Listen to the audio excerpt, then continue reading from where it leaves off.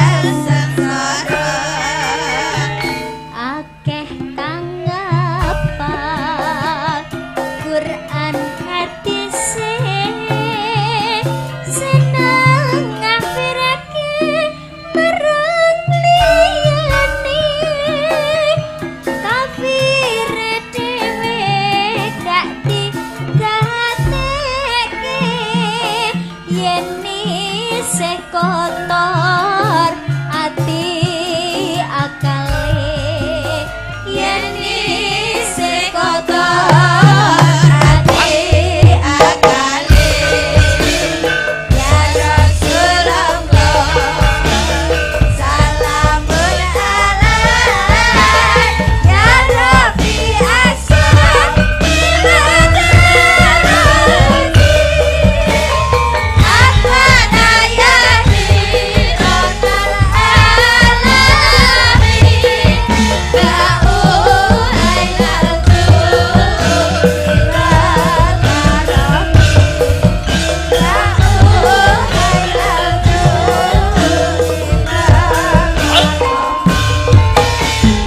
gampang kebujuk nafsu angkara ekmopae kebiarinanya irilan meri sukiye langgang mula atine panem lanista mula atine panem lanista ayo sedulur jenglalekake wajib ngaji sabranatane gue ngandelake iman tauhide aku sesangu mulya matine aku sesangu mulya matine kang aran soleh bagus hatine kerana mapan suri ilmune laku tarekot lan makrifate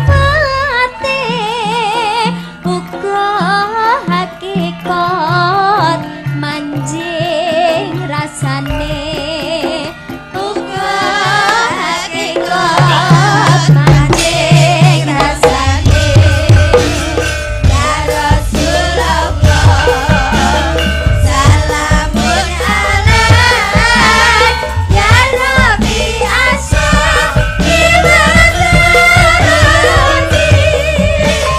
apa daya dirotal alamin ga'uhailal dukibal karami ga'uhailal dukibal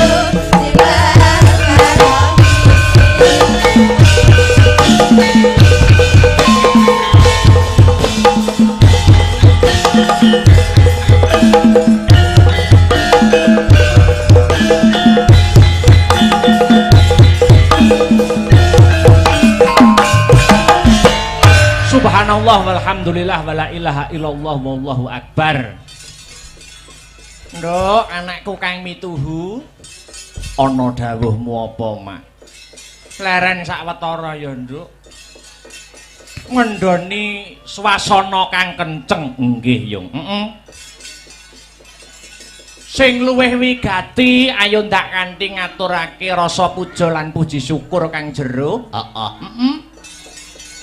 Konjuk Gusti kang murbeng dumadi Allah Subhanahu wa taala, Tuhan yang Maha Esa, yang Maha Rasa sejati. Nggih. Kang wis melimbarake berkah lan kenikmatan, wujude nikmat sehat, nikmat sempat, nikmat iman. Ngono ya, Yung. Nduk. Iya. Mokal tanpa nikmating pangeran aku karo kowe anakku bisa manunggal lan tetunggalan ing bengi iki. Oh iya, nggih Yung, heeh. Banjur aku karo Biyung bengi iki sowan ana ngendi lan dalam rangkaian apa, Yung? Iki sowan ana ing para pepunden lan sedulur kang lenggah ana ing desa Ngadipura, Kecamatan Wonotirta, Kadipaten Blitar. acarane bersih desa, Nduk. Wah iya. Iki wis kelebu agenda rutin tiap tahun. Ngono. Bersih desa yang pada intinya ya kuwi wujud rasa syukure masyarakat kang lenggah mapan ana ing desa Ngadipura marang kabeh kenikmatan kang wis diparingake saka Gusti Allah. Oh nggih yo heeh. Iya. Dene taun iki, awake dhewe sak kanca kang ketiban sampur pinercaya paring lelipur, nggelar kelir gantung gong menghibur warga masyarakat Ngadipura. Wah hebat. Ing ngatasé awake dhewe lagi sepisan mrene nanging antusias lan apresiasi warga masyarakat kene luar biasa yo, Mak. Wah, tenan tak acungi jempol kok, Nduk. Ngono. Penonton kebak wiwit sore, kamangka lagi sepisan iki sowan. Ngono. Mula itung-itung awake dhewe sowan ana ing kene uluk salam karo para warga masyarakat kene. Nggih. Ora arep apa-apa kok, Nduk, tenan. Sing baku nyambung tali paseduluran karo warga ing Ngadipura kang sarta ngalap berkahe para pepundhen lan pinisepuh kang mapan ana ing Ngadipura kene. Nggih, yung heeh. Mula wis sak wajibe aku karo Biyung ngaturke panuwun marang para pepundhen Ngadipura ya, Mak. Bener, Nduk, heeh. Ngaturke panuwun kang tanpa pepindhan, terima kasih yang sangat banyak kula kunjukaken setunggal. Nun inggih Bapak Kepala Desa Ngadipura, nun inggih Bapak Eko, kang angka kalih sedaya perangkating Desa Ngadipura, Ketua Panitia Pak Kasun, ingkang boten lan sedaya panitia ingkang boten kula sebataken setunggal mbaka setunggal, ingkang sampun ikut andil mensukseskan lumadining adicara bengi iki. Wah, iya nggih ya. Uga ora lali ngunjukke matur nuwun marang sedaya lapisaning masyarakat Ngadipura ingkang sampun paring kapercayan kula sak kanca paring hiburan wonten papan mriki. Nggih ya heeh. Alhamdulillah. Tur aku ki niteni kang sarta nyawang kahanane desa Ngadipura kene. Oh ngono. Kene iki kelebu desa sing komplit kok, Nok. Desa sing komplit. Agamane kuat, budayane ya kecekel. Oh ngono. Dadi agama karo budaya mlaku berjalan seiringan. Oh ngono. Mlaku bareng. Oh, agama karo budaya ki aja digathukke, aja dicampurke, mengko ndak warsuh. Oh ngono. Ibarate kaya ril sepur kae. Oh, ril sepur. Ril sepur kae tengen karo kiwa mlaku bareng. Ning yen digathukke sepure tabrakan. Oh, ngono.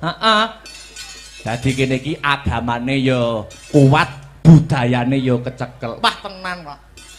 Imane para warga masyarakat ning Ngadipura ki hebat luar biasa. Kok nganti masjid adzan Allahu Akbar, masyarakat Ngadipura gerutuk ning sawah. Ning masjid lah iya ning sawah ngejak ngampiri kancane terus dijak bareng ning masjid. Oh iya, luar biasa. Ngadipura sing dadi jenenge. Iya. Asma kinarya japa utawa nama membawa doa. Apa ana maknane? Ana Ngadipura. Ngadipura maknane apa? Yen pancen Biyung ngendikake asma kinarya japa nama kuwi mengku doa. Ngadipura, nga iki apa? Ngabekti mring Gusti kang murbeng dumadi, nindakake ibadah nanging budayane tetep digondheli. Itulah warga masyarakat Ngadipura. Wah, iya. Kuwi nganga, ya. Bajute disesuwun marang Gusti. Muga-muga sak rampunge wayangan desa Ngadipura dadi desa sing baldatun, thayyibatun, warapun ghafur. Wah, iya. Ngadi wis pusat segala sektor mapan ana ing desa Ngadipura, pusat wisatane. Oh, ana pantai wae 10. Lah iya, Pusat budayane uga kecekel, uga pusat UMKM. Oh, ngono. Mura motone utawa slogane ana ing Bersih Desa tahun iki, UMKM maju, masyarakat gumuyu. Wah iya. Iya ya Mak iya. Sing terakhir rasa siji lan sijine wis manunggal antarane Bapak Kepala Desa Pak Eko, warga masyarakat Kang Sarto Dalang Akbar sing disuwun mung Desa Ngadipuro bisa selangkah lebih maju. Tepuk tangan untuk Desa Ngadipuro pada malam hari ini. Wah. Iya hebat luar biasa. Apike kaya ngene nek taun ngarep ra balik nek celorot ijo kan kulon aku ra melu-melu nduk. Wah iya. Celorot ijokan kulon apa wong mikul suket ngono lho. Lah iya sowan komplit Mak, sowan komplit. Kanca-kanca asung panggondo brataning kautaman disingkat Astabrata. Wah iya. Saka kutha angin, kota Nganjuk. Dulur-dulur saka Ngadipuro mbak menawa kapinujon senggang utawa dolan ning Nganjuk tak aturi mampir. Iya. Mampir dalem keakbaran. Wah iya. Iya, iya. Nek warga kene iki tak kira ora mung disebut penggemar wayang. Oh ngono. Ning uga penikmat wayang. Ora mung penggemar wayang ning penikmat wayang. Buktine apa? Buktine ning lakon ya nggatekke, ning lagu-lagu ya menikmati, hiburane ya diapresiasi. Wah iya.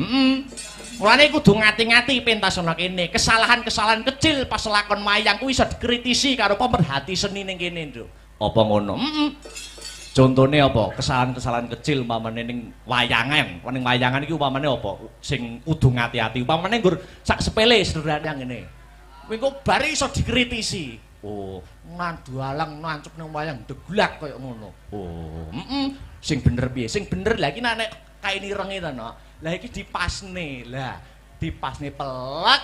Lho, pas sikil lho, disawang nak gagah. Oh, ngono. Wah, iya apik. Wayang apa iki? Gatotkaca. Oh, apik iki, Nok. Oh iya, mereka warga kene nek seneng Gatotkaca iki Prada Mas asli. Mang juta tak culne iki. Malah tawa wayang. Ya, iya luar biasa.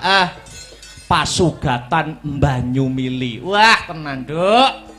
Kanca-kanca peladen lan panitia, khususnya Pak Lurah lek ngerangkul Den Akbar wis kaya dudu karo wong liya. Iya.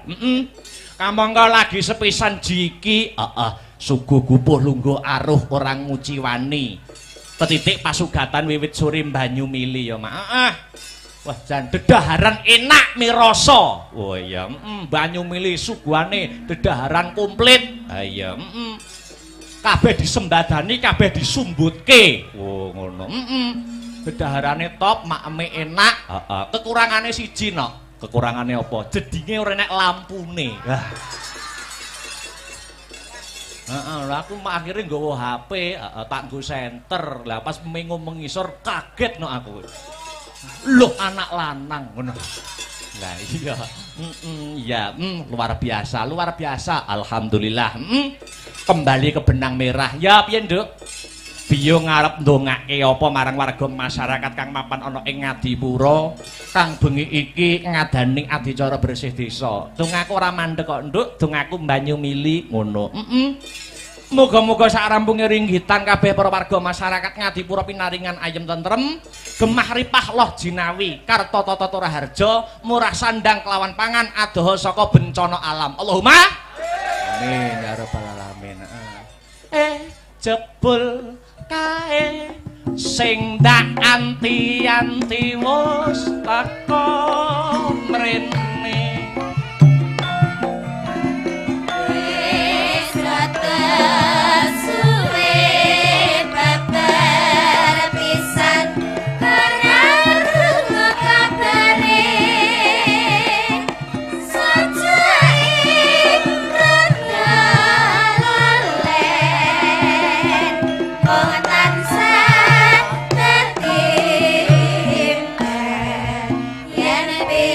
Yeah.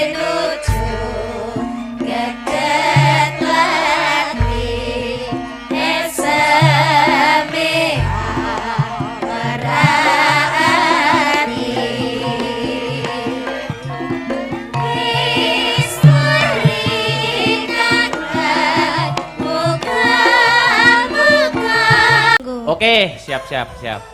Musik ya Ki. Heeh. Lha niki Dik mic-mu. Oh ya, iki Mas mikmu.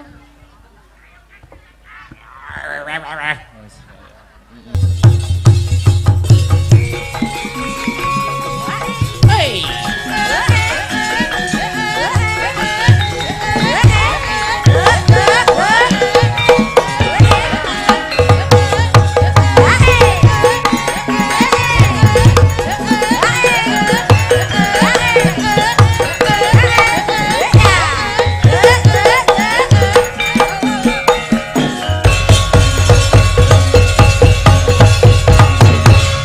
Wilujeng dalu, selamat malam Dek Sinta. Nggih, sugeng dalu Mas Dalang. Blitar kota istimewa menyimpan berbagai situs sejarah dan kebudayaan.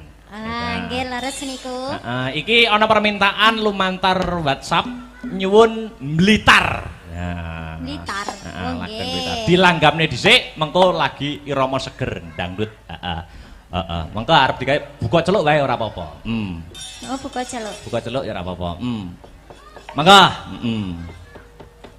Yuk. Sak pinten riyen? Ya. Dados. Blitar kutha cilik kang kawentar. Etipeni gunung kelut kan ngayomi. Blitar jaman Jepang nate gempar. Peta brontak sing dipimpin Supriyati. Blitar nyimpen awune Sang Nata. Majapahit ana candhi penataran.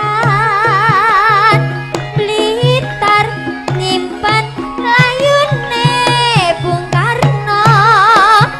Proklamator lan presiden kang sepisan. Ana crita jare Patih Gajah Mada.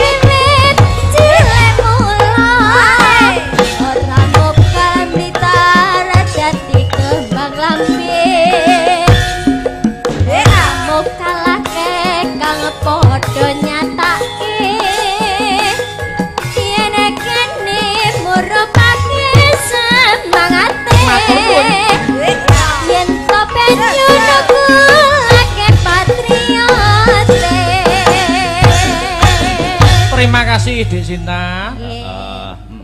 Mau sore wis diadani ya kuwi sosialisasi narkoba, anti narkoba. Heeh. Terus wingi ya ana sosialisasi. Sosialisasi UMKM saka ngendi? Saka Dinas Perdagangan. Oh ngono. Jadi sosialisasi kuwi penting kanggo mengedukasi masyarakat, khususnya masyarakat kang mapan ana ing desa Ngadipura. Oh iya. Ya, lanjut. Ya, belok. Ya, maka Maiker jumeneng, yuk.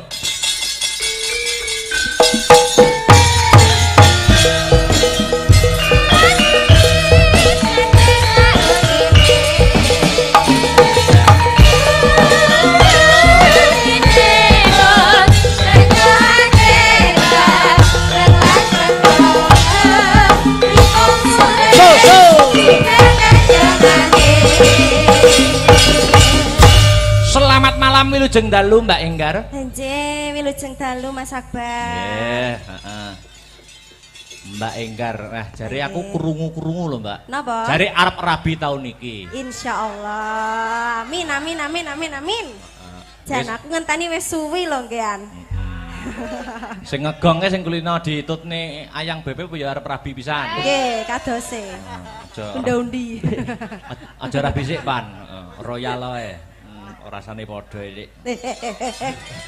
Yo penak nek sah no. Ya. Ayo, iki ana permintaan. Apa, Mas? Jadi seragenan. Nggih, napa? Ana lewung karo loro ati dua, monggo dipilih. Oh, nggih, lewung mawon. Lewung, oke, digedroke. Ya. Oke. Kendangan sing semangat Mas Arya. Ya. Yo, dadekke. Iya, iya. Iya, iya. Iya, iya. Iya, iya. Iya, iya. Iya, iya. Lagu, lagu. Iya, iya. Iya, iya. Iya, iya. Iya, iya. Iya, iya. Iya, iya. Lagu, lagu.